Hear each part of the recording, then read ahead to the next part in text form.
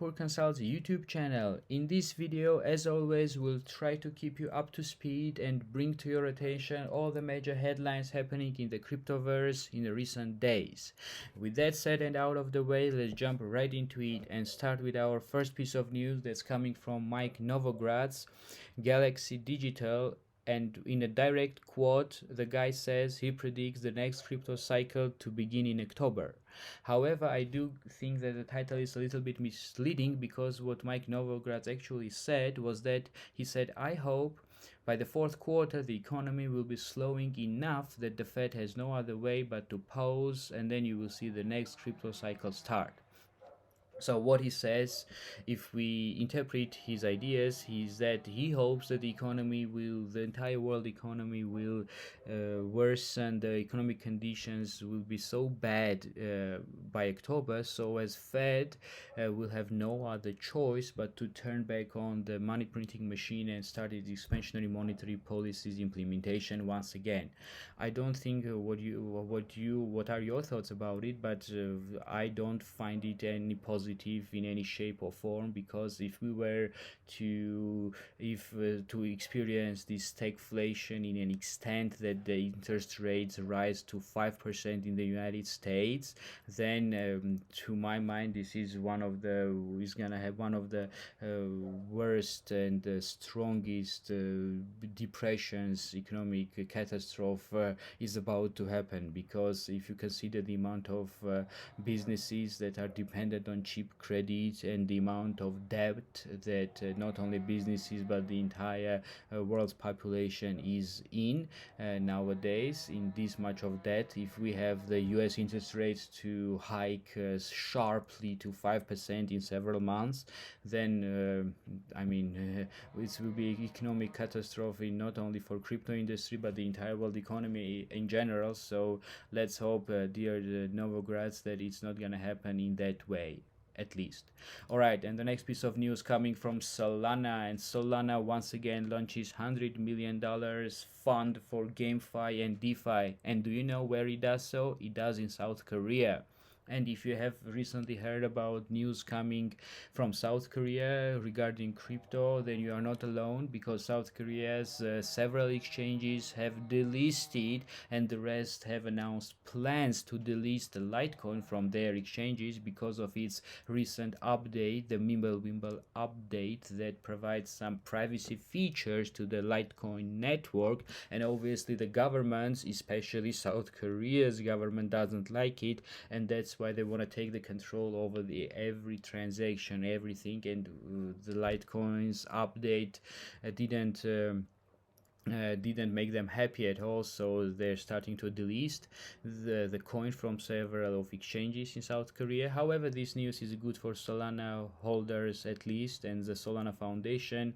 You see guys, me personally, don't take it as a financial advice, but I do like Solana, and I do believe in Solana. I don't think it's gonna share the same fate as Luna did, considering all the amount of investment capital, the institutional money that has been invested in Solana from 2020 on.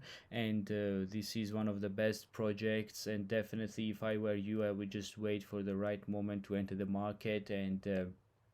And yes, it's really down a lot since its all-time highs, and I do see a brilliant future for Solana by myself. However, in the short run, anything might happen. Always do your own research and never take it as a financial advice. Alright guys, the next piece of news coming from Palau, Republic of Palau, which CZ has recently visited. Why he visited the country is because BNB chain is planning to start to support the ID NFTs for digital residency program in the country. So the Republic of Palau announced on Friday that it will issue identification cards to each digital residents in the form of NFTs on Binance Smart Chain. Yeah, so guys, this is definitely good news for the crypto industry. So you might like all this digitalization going on, you might be against it, but if we are just talking about about cryptocurrencies, then this is one step further, one step closer to the cryptocurrency adoption, because you have probably heard all those no coiners complaining about these JPEG files being sold for hundreds of thousands of dollars and calling these entire NFTs and crypto a scam. Here we are, another use case, another non-artistic or JPEG use case of non-fungible tokens, where the entire country is planning to issue their ID cards as an NFTs on a cryptocurrency network, be it a Binance Smart Chain or Ethereum, it doesn't matter. But still, it is as for me, it's a very positive news, and let's hope it plays out in a proper way. The next piece of news from Mastercard to allow 2.9 billion card holders to make direct NFT purchases. Just think about it. Card payment for NFTs were first announced in association with Coinbase's latest NFT marketplace in January. However, Mastercard is now entering the game, and the financial service provider announces that it has been working on expanding their payment networks to NFTs over the past year. The firm has partnered with a number of leading NFT marketplaces to allow almost 3 billion cardholders to directly make NFT purchases without buying crypto first. So initially, if you wanted to buy an NFT in whatever marketplace you wanted to do so, say it in OpenSea, you should have firstly got some crypto, and only then you could get your hands on the NFTs. But nowadays, if it happens, then you will have a direct access to NFTs just using your credit debit cards, Mastercard issued, just buy your NFTs right away. Awesome, guys. Any news that makes the life of no coiners easier in a sense of acquiring cryptos, it's a positive news. Okay, so if you don't have to go through all this trouble, and easy and quick way you can get your hands on crypto, that's a good news. That's adoption. That's the infrastructure built for adoption, which is obviously a big thumbs up. And finally, guys, the final the final piece of news, I would like to share with you some ideas that we have posted in our Telegram group. If you are not following us on Telegram, I will suggest you to do so, because on daily basis we are not having videos about market overviews and researches every day, but in Telegram, in our group, we post analysis daily in the market. We share some news and overviews. So basically, follow us in Telegram, get subscribed, just type in PoorConsult in Telegram, and you will have our analytics channel. All right, so in there, what I want to share with you is the graph that we have posted there a day ago, which says this. Look at this graph, guys. Look at this graph from Blockware Solutions. This is technology adoption curve, several curves depicted on this graph, and this is a visual of some major technological adoption curves, including the internet, social media, smartphone, the automobile, all right, etc.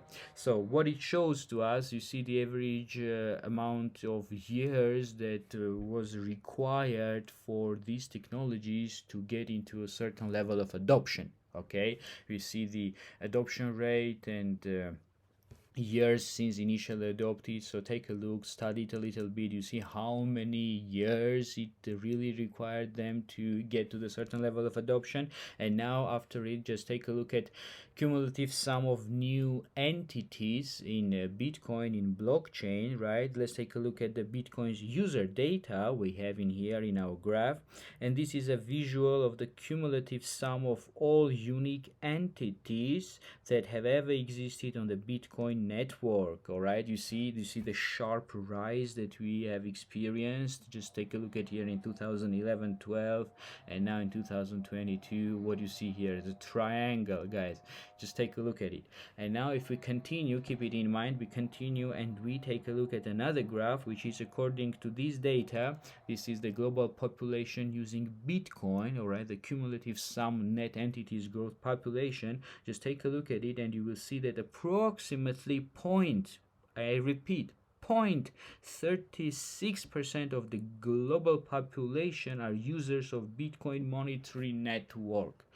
It's not even 1% nowadays, guys. People that are use Bitcoin, not even a 1%. Not about people that have heard about crypto, no, there's definitely more, but that are directly using cryptocurrencies, mainly Bitcoin. It comes to 0.36% of the global population. You see at which level in adoption terms we are now. And take a look at the final graph that we find it worth sharing with you, the most important graph. If we project this growth into the future using a mean and weighted mean of the historical adoption curves, this is what we expect the Bitcoin's user growth to look like. Exactly. This is what, again, we expect it mathematically speaking. This is not some average, some Joe's or Joseph's or Jason's prediction. No, this is mathematically speaking. We're averaging out all these previous technologies, and then we are applying it by doing these econometric calculations that will come up with these prediction graph. And according to it, just look at it where we are now. And then you still have any doubts? If you don't, if you have, still look at these graphs again and see if we are about to reach around like in 10 years. In 10 years we can probably reach around 40% of a little bit more than 40% of adoption. In 20 years we can get to 70% of adoption. And just now stop it and think once again, what's gonna be the price if we have this level of adoption? Alright guys, and that's all for today's video. Thanks again. If you like the content, give the video a thumbs up. If you haven't subscribed yet, please do it, so as not to lose, not to miss any future videos. And see you all in the next videos. Have a good day, guys. Goodbye.